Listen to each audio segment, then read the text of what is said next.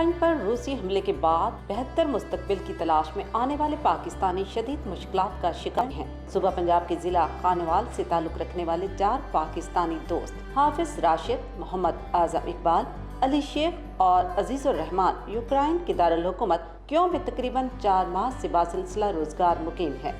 कुछ दिन पहले मकामी लोगों ने उनसे कहा था कि रूस और यूक्रेन के दरमियान जारी कशीदगी एक बड़े तसादुम में तब्दील नहीं होगी और उनकी भी यही ख्वाहिश थी, क्योंकि वो यहाँ काम करके पाकिस्तान में मौजूद अपने खानदानों की माली मदद कर रहे थे। उन्हें यूक्रेन आए ज्यादा अरसा नहीं हुआ था, लेकिन रूसी अफवाज की जानिब से यूक्रेन पर 3 एतराफ से मुदाखलत के बाद उन्हें मजबूरन अपने ख्वाबों पर नजरसानी करनी पड़ी। उनका कहना है कि ट्रांसपोर्ट, रेस्टोरेंट और मार्केटें बंद हैं। लोगों में खौफ व हरास है और वो अपने खानदानों के हमरा अपनी जानें बचाने के लिए कोशिशें कर रहे हैं। वो इस मंजर को भुला नहीं सकते।